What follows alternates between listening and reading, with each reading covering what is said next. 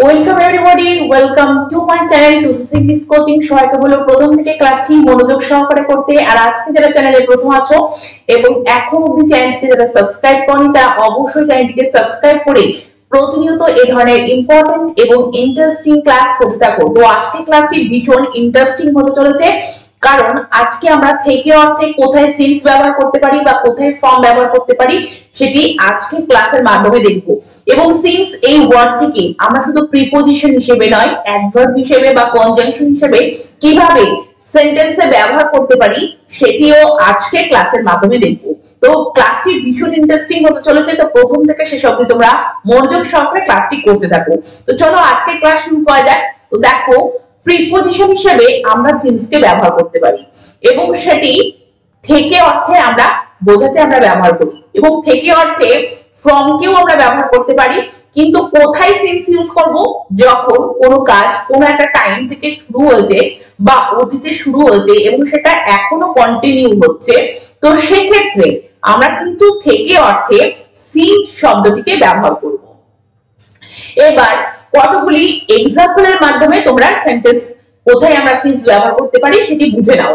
তো দেখো, প্রথম যে সেন্টেন্সটি, Reba has been learning French since last March. তো দেখো, কোন একটা পয়েন্ট অফ টাইম, তো দেখো একটা লাস্ট মার্চ থেকে রেবা কি করছে? রেবা ফ্রেঞ্চ ভাষাটা শিখছে, অর্থাৎ তার যে শেখাটা শুরু হয়েছে সেটা কিন্তু এখনো কন্টিনিউ হচ্ছে। এবং থেকে বোঝাতে এখানে কিন্তু সেই জন্য কি ব্যবহার করা হচ্ছে? সিন্স ব্যবহার করা হচ্ছে। এবং এখানে খেয়াল রাখবে যে পারফেক্ট টেন্সে বা পারফেক্ট কন্টিনিউয়াস টেন্সে আমরা বেশিরভাগ ক্ষেত্রেই থেকে অর্থে কি ব্যবহার করে থাকি? সিন্স ব্যবহার করে থাকি। তো প্রথম সেন্টেন্সটি দেখছো, Reba has been learning French, এটা কিন্তু প্রেজেন্ট পারফেক্ট কন্টিনিউয়াসে রয়েছে। এবং দেখো, লাস্ট মার্চ মানে একটা পার্টিকুলার টাইম দেওয়া হয়েছে, যে লাস্ট মার্চ থেকে সে কিন্তু এখনো শিখছে, এই যে কন্টিনিউ ব্যাপারটা চলছে, তার জন্য কিন্তু এখানে থেকে অর্থে আমরা সিন্স ব্যবহার করছি। পরেরটা দেখো, Ritam has not eaten since breakfast, মানে রিতম প্রাতরাশের পর থেকে আর খায়নি, মানে প্রাতরাশে যে সেই খেয়েছে তারপর থেকে কিন্তু তার আর খাওয়া হয়নি। তো এই যে থেকে ব্যাপারটা এবং এই যে খাওয়া ব্যাপারটা এখনো অবধি হয়নি, সিন্স, সেই জন্য কিন্তু এখানে কি ব্যবহার করা হচ্ছে? থেকে অর্থে সিন্স ব্যবহার করা হচ্ছে। তারপরে দেখো, we have lived in Kolkata since 2002, অর্থাৎ 2002 সাল থেকে আমরা কলকাতায় বসবাস করছি। এখানে কিন্তু we have been living ও বলতে পারো।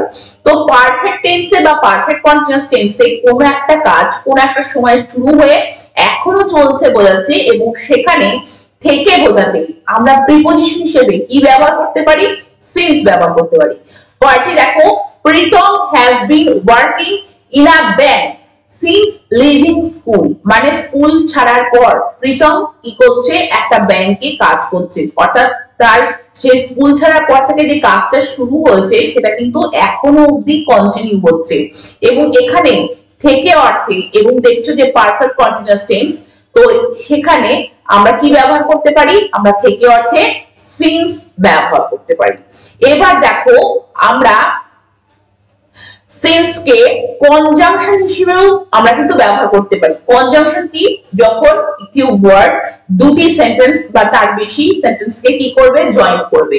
তো দেখো, এখানে as বা because অর্থে আমরা কি ব্যবহার করতে পারি? আমরা ব্যবহার করতে পারি সিন্স, অর্থাৎ as ব্যবহার না করে বা because ব্যবহার না করে আমরা কিন্তু সিন্স ব্যবহার করতে পারি। এবং এখানে কিন্তু সেন্টেন্সটিতে সিন্স প্রিপোজিশন নয়, কনজাংশন হিসেবে কাজ করছে, অর্থাৎ দুটি সেন্টেন্সকে কিন্তু যুক্ত করছে, জয়েন করছে। তো দেখো, since you are sick you cannot go to the theatre with us, যেহেতু তুমি দুর্বল বা তুমি অসুস্থ সেই জন্য তুমি কি করতে পারবে না? আমাদের সাথে থিয়েটারে কিন্তু যেতে পারবে না। তো as you are sick এইভাবে না বলে আমরা কিন্তু since you are sick এইভাবেও কিন্তু বলতে পারি।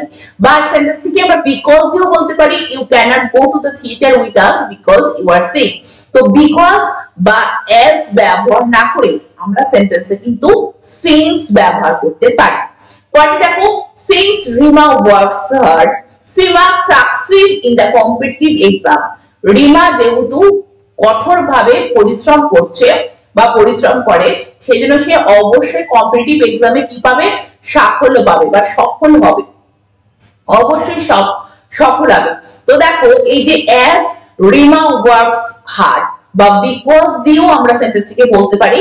তো অ্যাজ বা বিকজ ব্যবহার না করে আমরা সেই জায়গায় কিন্তু সিন্স কে কনজাংশন হিসেবে ইউজ করে এই ধরনের সেন্টেন্স কিন্তু আমরা বলতে পারি। পরে দেখো কোন সময় ধরে বোঝাতে আমরা সিন্স কে কনজাংশন হিসেবে ইউজ করতে পারি। কেমন? It is 5 years since I have not seen মালতী, মানে এটা 5 বছর হলো আমি কিন্তু মালতীকে কিন্তু আমি দেখিনি। এই যে দুটো সেন্টেন্সকে জয়েন করছে সিন্স, তো দেখো কোন একটা সময় ধরে বোঝাতে এই যে duration, it is 5 years since, একটা টাইম, তো সেখানে কোন সময় ধরে বোঝাতে আমরা কি ব্যবহার করতে পারি, আমরা কিন্তু সিন্স কে ব্যবহার করতে পারি। তারপরে দেখো Ratan is busy since he has come back from vacation, যে রতন কি খুবই ব্যস্ত বা ব্যস্ত, মানে ভ্যাকেশন থেকে আসার পর বা ছুটি কাটিয়ে আসার পর সে কিন্তু রতন অর্থাৎ খুবই ব্যস্ত। তো এখানে দেখো এই যে সিন্স কোন একটা সময় ধরে বোঝাতে কনজাংশন হিসেবে আমরা কিন্তু কি ব্যবহার করতে পারি, আমরা কিন্তু সিন্স কে ব্যবহার করতে পারি। এবার দেখো সিন্স কে আমরা কিন্তু অ্যাডভার্ব হিসেবে ব্যবহার করতে পারি, এবং কেমন ভাবে ব্যবহার করতে পারি, অ্যাডভার্ব হিসেবে। এবং দেখো কোন সময় থেকে শুরু হয়ে কোন কাজ এখনো চলছে বোঝাচ্ছে, এবং সেখানে প্রিপজিশন নয় অ্যাডভার্ব হিসেবে সেন্টেন্সে ভার্ব কে মডিফাই করবে বা অ্যাডজেক্টিভ কে মডিফাই করবে বা অ্যাডভার্ব নিজেকে মডিফাই করবে, তো সেই ওয়ার্ডটি অর্থাৎ অ্যাডভার্ব হিসেবে কিন্তু সেন্টেন্সে সিন্স ব্যবহার হয়। কেমন ভাবে দেখো, তাকাই has started reading at 8 AM, মানে তাকাই পড়া শুরু করেছে সকাল 8টায়, and he has been reading since, এবং সে তখন থেকে পড়ছে। এই যে পড়া ব্যাপারটা, সেটা এই যে সে শুরু করেছে 8টায় পড়া এবং এখনো অবধি কন্টিনিউ করছে। তো দেখো এই যে এখনো অবধি পড়ছে, এই যে পড়াটাকে মডিফাই করছে, তো সিন্স কিন্তু এখানে অ্যাডভার্ব হিসেবে ইউজ হয়, এবং সেন্টেন্সে সিন্স কিন্তু আমরা এইভাবে প্লেস করে আমরা সেন্টেন্স বলতে পারি।